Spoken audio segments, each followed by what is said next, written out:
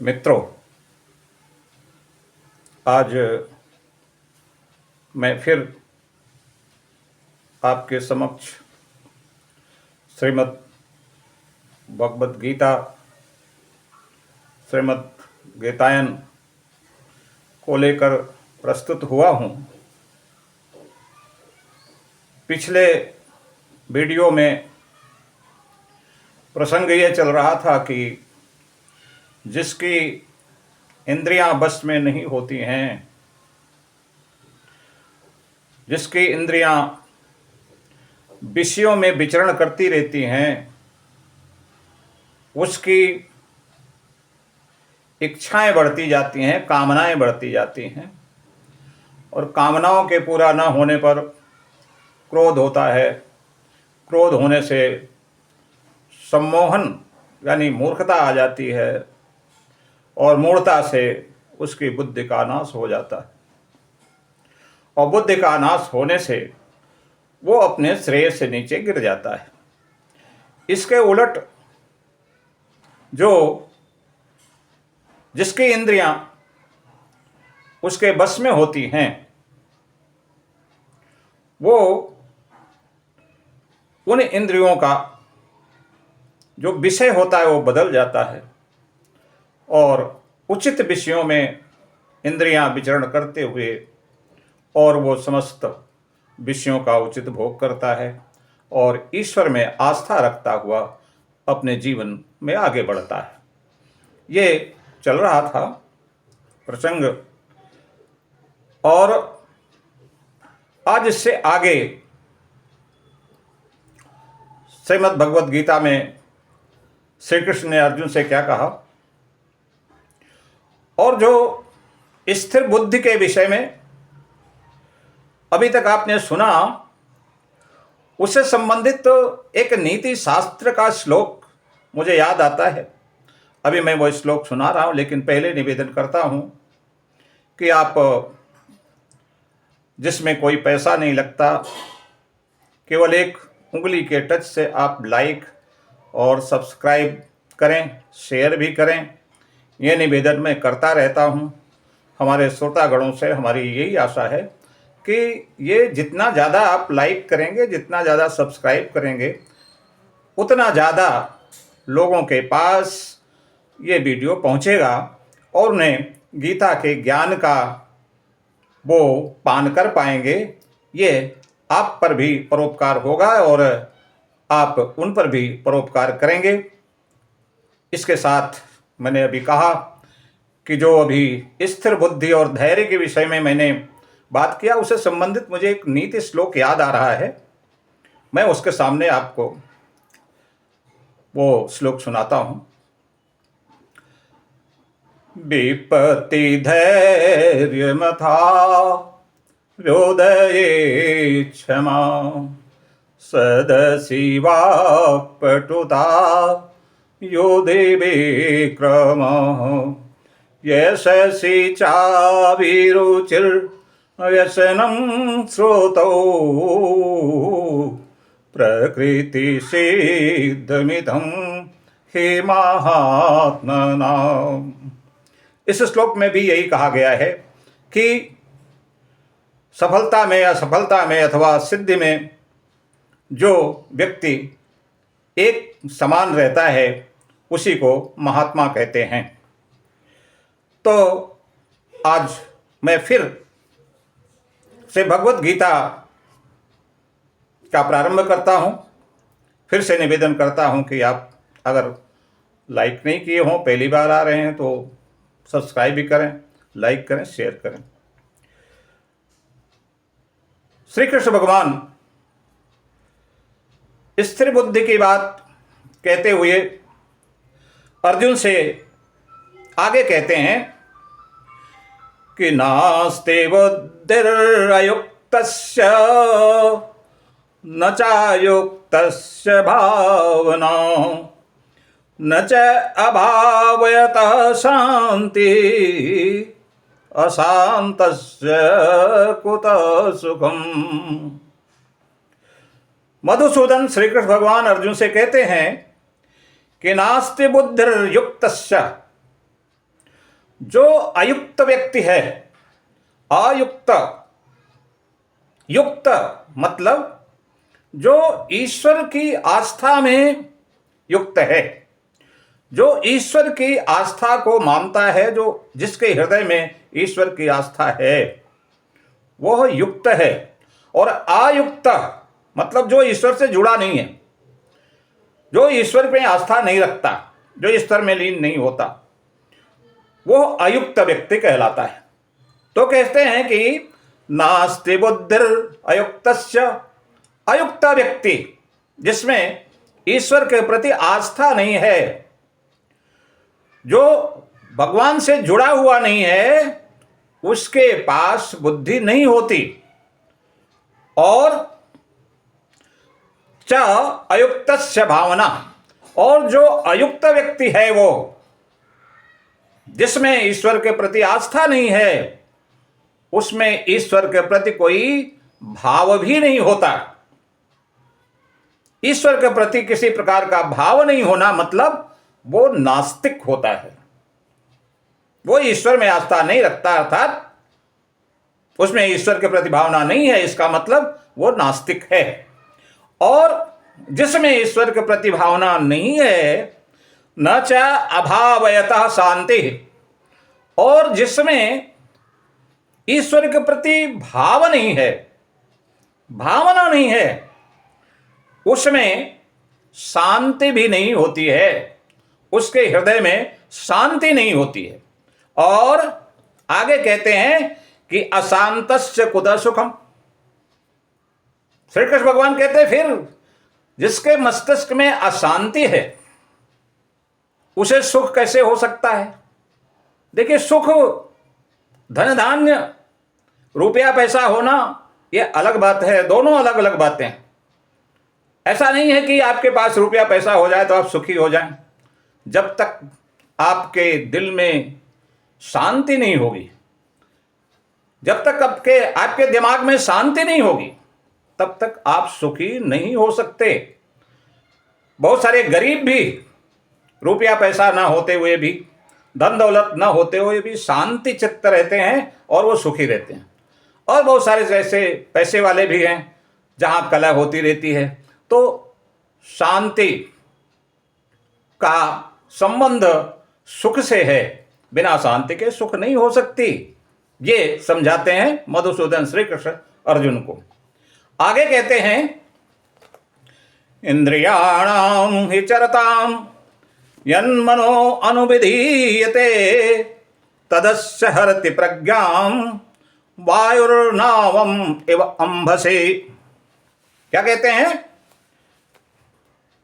इंद्रियाणाम हि चरताम यन्मनो अनुविधीयते।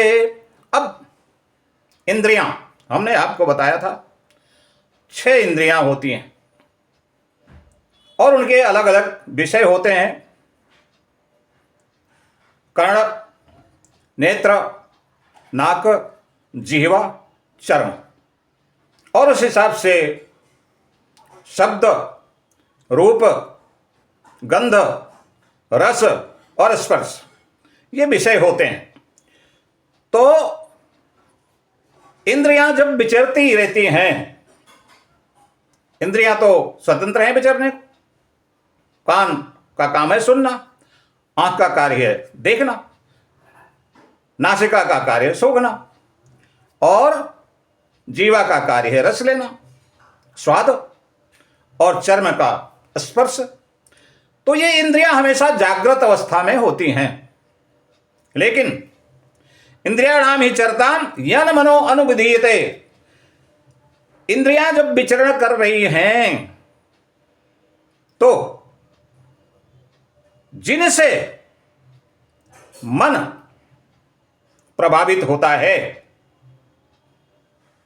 जिन इंद्रियों पर मन का प्रभाव पड़ जाता है, वो इंद्रियां उसी विषय में दूर तक चली जाती हैं और मनुष्य को अपने रास्ते से भटका देता है।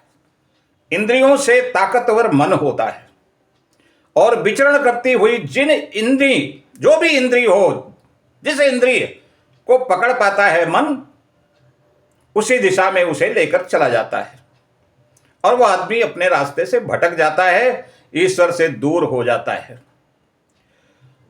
और यह मन कैसा होता है जो इंद्रियों को भटका ले जाता है? मन एक हवा की तरह होता है और इंद्रियां मान लीजिए एक नाव है।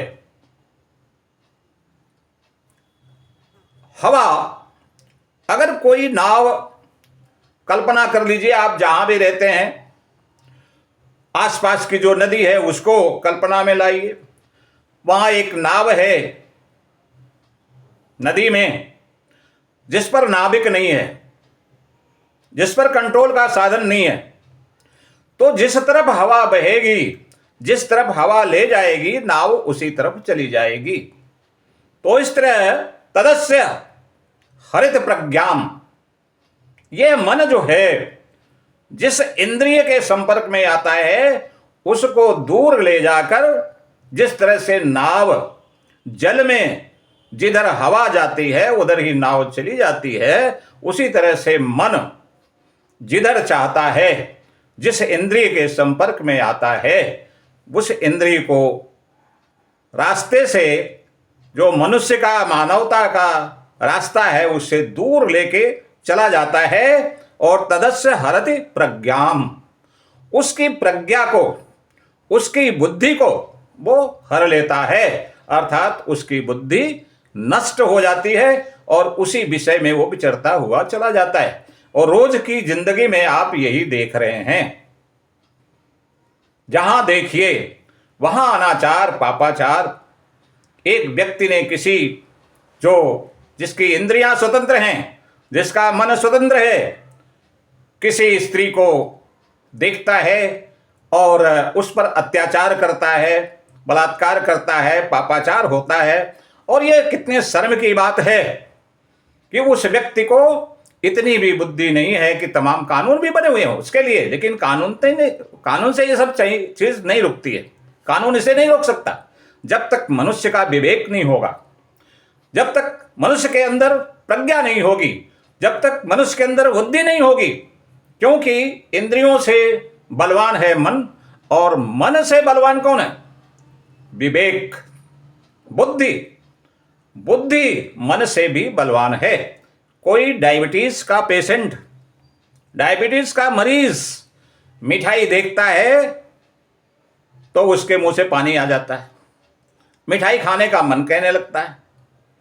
लेकिन अगर उसकी बुद्धि, उसकी प्रज्ञा हरी हुई नहीं है, उसका मन स्वतंत्र नहीं है, उसकी इंद्रियां उसकी प्रज्ञा के वश में हैं, उसकी बुद्धि के वश में हैं, तो ये सोच लेगा कि नहीं, हमें डायबिटीज है, शुगर हमें नुकसान करती है, इसलिए मिठाई हमें नहीं खाना है। लेकिन जिसकी इंद्रिय वश में नहीं है, जिसकी प्रज्ञा बलवान नहीं है, जिसकी बुद्धि बलवान नहीं है, उसका मन बलवान होता है। और जब मन बलवान हो जाता है तो आदमी कुपथ पर चला जाता है, जहां उसे नहीं जाना चाहिए उस दिशा में वो चला जाता है और ईश्वर से दूर हो जाता है। अब आज इस अध्याय में 5 श्लोक बचे हुए हैं, इसमें से मैं नहीं 7 श्लोक बचे हुए हैं, इसमें से आज मैं 3 पर विचार करूंगा और 4 पर अगले वीडियो में। तो अब श्लोक नंबर 68, 69, 70, 71, 72, 4 ये मैं अगले वीडियो में लूंगा, एक और लेकर आज समाप्त करूंगा। तो ये इंद्रियां, जो इंद्रिय सक्रिय है, जो इंद्रिय विचरण करते हुए ज्यादा सक्रिय है, मन उसके साथ गया। और अगर बुद्धि, प्रज्ञा जो है उसकी बलवान नहीं है, तो वो मन जो है वो प्रज्ञा को हर लेता है, बुद्धि को हर लेता है, बुद्धि नाश हो जाती है और उसी विषय की ओर वो आदमी बढ़ जाता है। आगे मधुसूदन श्री कृष्ण भगवान कहते हैं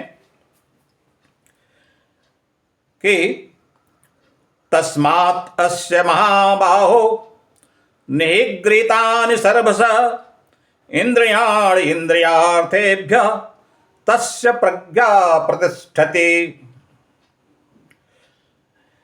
श्री कृष्ण भगवान कहते हैं कि तस्मात्, इसलिए हे अर्जुन, जिस व्यक्ति की इंद्रियां उसके बस में होती हैं, तस्मात् अस्य महाबाहो निगृहीतानि सर्वशः, सारी इंद्रियां निग्रह उसके बस में होती हैं।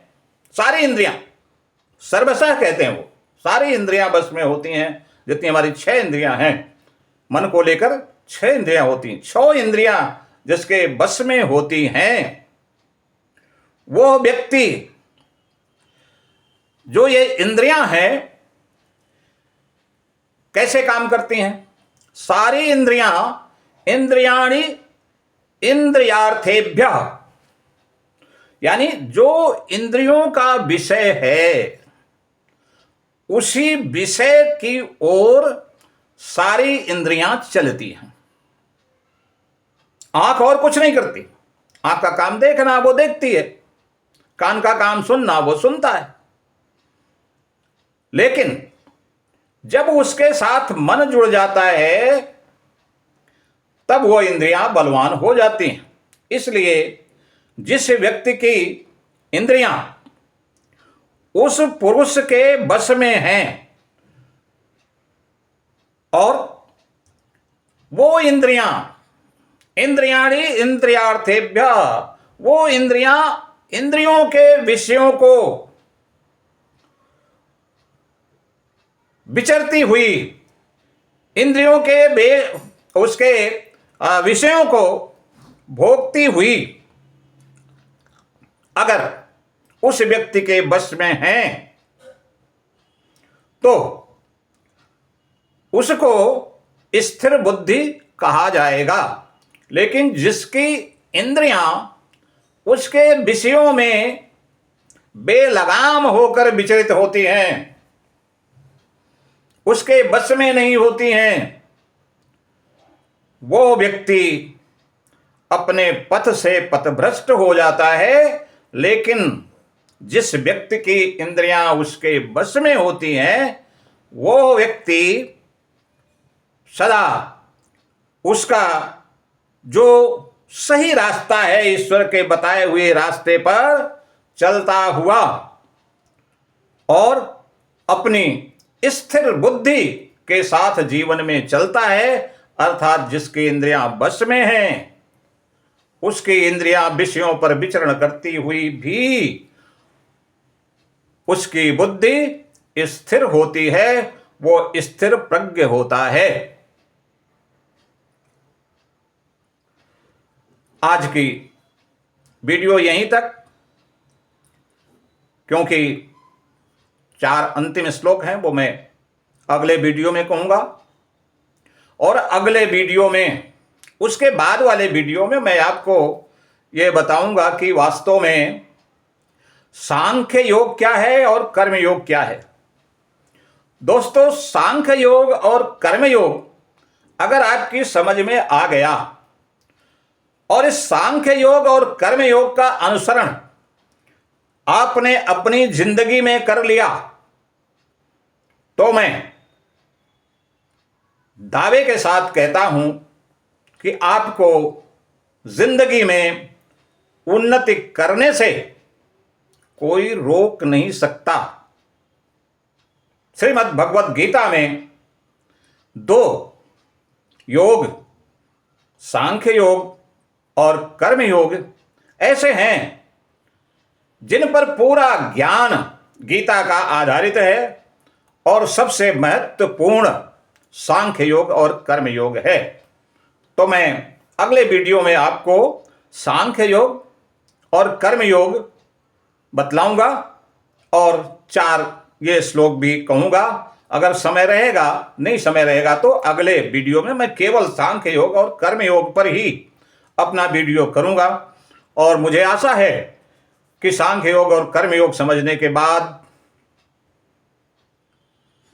2 साल, 4 साल, 5 साल, 10 साल बाद अगर आप सांख्य योग और कर्म योग का प्रयोग करके उन्नति नहीं करते हैं तो आप मुझे लिख सकते हैं, मुझे कह सकते हैं, क्योंकि ये हो नहीं सकता। ये प्रकृति का नियम है, ये ईश्वर का नियम है कि जो अपने कर्म पर चलता है, कर्म को देखकर करता है, कर्म योग जिसमें होता है, सांख्य योग को जो समझ चुका है वो कभी भी उन्नति से कभी भी बच नहीं सकता। उसकी उन्नति होती रहेगी, जिंदगी में वो उन्नति करेगा, चाहे वो विद्यार्थी हो, चाहे वो डॉक्टर हो, चाहे वो व्यापारी हो, चाहे वो किसान हो, कोई भी हो। हर व्यक्ति अगर सांख्य योग और कर्म योग को समझ लिया तो जीवन के सबसे बड़े मंत्र को समझ लिया। और मैं आशा करता हूं कि आप इन जो मैं वीडियो बना रहा हूं आपके लिए बना रहा हूं, आपकी भलाई के लिए बना रहा हूं, और ये वीडियो दूर तक पहुंचे, इसलिए केवल आपको लाइक और सब्सक्राइब करना है, जिससे बहुत सारे लोगों का भला हो। और यहीं मैं ये वीडियो समाप्त करता हूं। धन्यवाद। ओम तत्सत। ओम तत्सत। ओम तत्सत।